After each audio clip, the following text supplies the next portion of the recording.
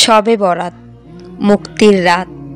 এই রাতে মহান আল্লাহ মুক্তি ও মাগফিরাতের দুয়ার খুলে দেন, সৃষ্টিকুলের প্রতি রহমতের দৃষ্টি দেন এবং মুশরিক ও হিংসুক ছাড়া সবাইকে ক্ষমা করে দেন। এটি নিঃসন্দেহে বরকতময় রাত। আল্লাহু আল্লাহু আল্লাহু আল্লাহ। শান্তির নবী, ভালোবাসার নবী, আমাদের প্রিয় নবী করিম সাল্লাল্লাহু আলাইহি ওয়াসাল্লাম বলেছেন, এই রাতে আমলকারী বান্দার পাহাড় সমান গুনাহকে আল্লাহ তাআলা মার্জন করে দেন। জানেন আপনার আমার দোয়া কেন কবুল হয় না? কেননা আমরা পাপের সাগরে সাঁতার কাটছি।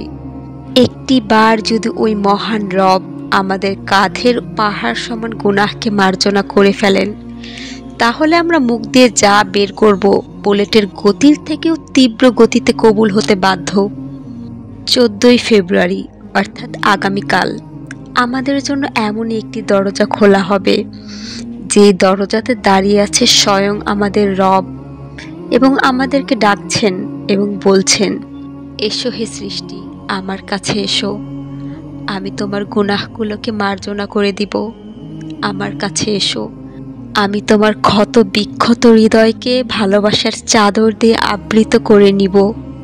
আমার কাছে এসো, আমি আমার রহমতের ছায়ায় তোমাকে আশ্রয় দিব, যেই চাদরে তোমাকে আবৃত করে নিলে কোনো আঘাত, দুঃখ, কষ্ট তোমাকে আঘাত হানতে পারবে না।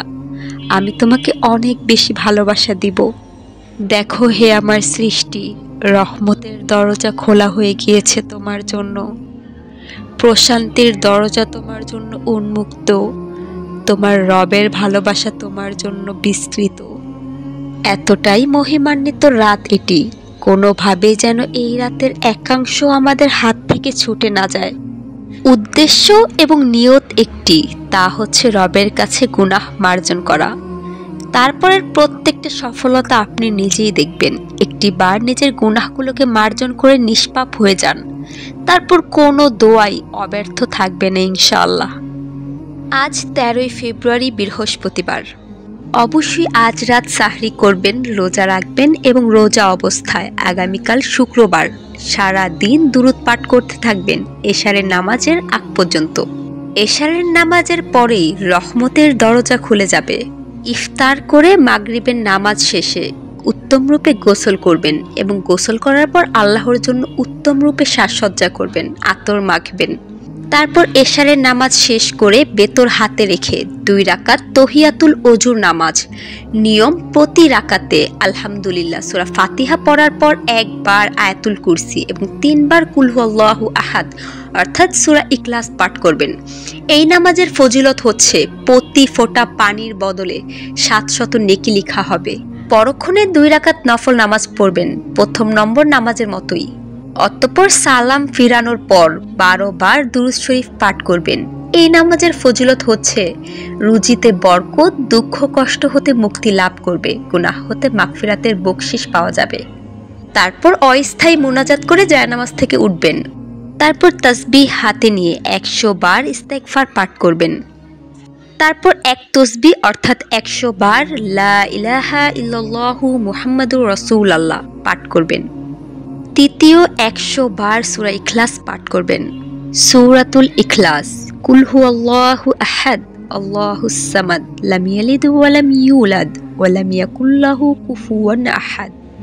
চতুর্থ, হায়াতের বরকত, ঈমানের হেফাজত এবং অন্যের মুখাপেক্ষী না হওয়ার জন্য 2 রাকাত করে মোট 6 রাকাত নফল নামাজ পড়া উত্তম। এবং এই 6 রাকাত নফল নামাজের নিয়ম, প্রতি রাকাতে সূরা ফাতিহার পর 21 বার করে সূরা ইখলাস পাঠ করা। পুরো রাত যেহেতু ইবাদত বন্দেগীর মাধ্যমে পার করতে হবে, নফল নামাজ পাঠ করতে হবে, এমন 8 রাকাত নামাজের কথা বলছি, যে নামাজ পড়লে এর ফজিলত সম্পর্কে হযরত ফাতিমা রাদিয়াল্লাহু তাআলা আনহু ইরশাদ করেছেন, আমি ওই নামাজ আদায়কারীর শাফায়াত করা ব্যতীত জান্নাতে কদম রাখব না। এই 8 রাকাত নামাজের নিয়ম হচ্ছে প্রতি রাকাতে সূরা ফাতিহার পর 11 বার সূরা ইখলাস পাঠ করা। আর সারা দিনের রোজাটির ফজিলত হচ্ছে, যে ব্যক্তি শাবানের 15 তারিখে রোজা রাখবে তাকে জাহান্নামের আগুন ছোঁবে না, কখনোই স্পর্শ করতে পারবে না। তারপর 4 রাকাত নফল নামাজের কথা বলি, যেই নামাজ এক সালামে পড়তে হবে। নিয়ম, প্রতি রাকাতে সূরা ফাতিহার পর 50 বার সূরা ইখলাস। ফজিলত হচ্ছে গুনাহ থেকে এমনভাবে পাক হয়ে যাবে যে সদ্য মায়ের গর্ভ থেকে ভূমিষ্ঠ হয়েছে। সুবহানাল্লাহ, সত্যিই তিনি আল গাফফার। তারপর আরও 14 রাকাত নফল নামাজের কথা বলি, যে রাকাতের নিয়ম হচ্ছে প্রতি রাকাত সূরা ফাতিহার পর যে কোনো সূরা পড়ুন। ফজিলত, যে কোনো দোয়া চাইলে আল্লাহ তাআলা কবুল করবেন ইনশাআল্লাহ। যদি হাতে সময় থাকে 8 রাকাত নফল নামাজ, এবং এই নামাজে প্রতি রাকাতে সূরা ফাতিহার পর 5 বার সূরা ইখলাস পাঠ করবেন। একই নিয়মে বাকি সব। ফজিলত, গুনাহ থেকে পাক হবে, দোয়া কবুল হবে এবং বেশি বেশি নেকি পাওয়া যাবে ইনশাআল্লাহ। এই নফল নামাজগুলোর মধ্যে যে কোনোটি আপনি সিলেক্ট করতে পারেন, তবে অবশ্যই একটি আমল দিয়েছিলাম না 1000 বার সূরা ফাতিহা পাঠ করা, অবশ্যই এই আমলটি করবেন। আর যদি ভাগ্যক্রমে ফজরের আজান দেওয়া পর্যন্ত সময় থেকে যায়, তবে অবশ্যই আয়াতুল কুরসির ওই আমলটি করবেন। সারা রাত যেহেতু আমল করবেন, অবশ্যই হাঁটবেন, ঘুরবেন, আকাশের দিকে তাকিয়ে রবের সাথে কথা বলবেন, আবার আমলে ফিরে আসবেন। তারপর ফজরের আজান দেওয়ার আগে সাহরি করে নেবেন এবং ফজরের নামাজের আগে কোনোভাবেই ঘুমাবেন না। তারপর ফজরের নামাজ পড়বেন। ফজরের নামাজ শেষে অন্যরকম একটি শান্তি অনুভব করবেন রবের পক্ষ থেকে। ফজরের নামাজ শেষে রবের দিকে 2টি হাত বাড়িয়ে দিবেন, অঝোর ধারে কান্নাকাটি করবেন। অন্তরের যত দুঃখ কষ্ট আছে ভেঙে চুরে সব কিছু রবের কাছে তুলে ধরবেন। প্রত্যেকটা কষ্ট, প্রত্যেকটা ব্যর্থতা, প্রত্যেকটা দুর্দশার প্রতিচ্ছবি রবের কাছে তুলে ধরবেন। রবের কাছে দয়া, ভালোবাসা, রহমত ভিক্ষা চাইবেন। আপনার রব এতটাও পাথর নয়, আজ রাতের আপনার কান্না দেখেও আপনাকে ফিরিয়ে দেবেন। এটাই তো সময় রবের কাছ থেকে সবকিছু নিয়ে আসার।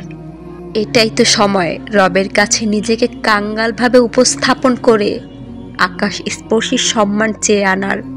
এটাই তো সময় রবের ভালোবাসা লুফে নেওয়ার। দেখবেন কোনোভাবে আপনার আল আজিজ, আপনার আল মুজিব, আপনার আল রহমান আর রাহিম আপনাকে ফিরিয়ে দিতে পারবেন না ইনশাআল্লাহ। As I look to nature's beauty, dazzled am I, knowing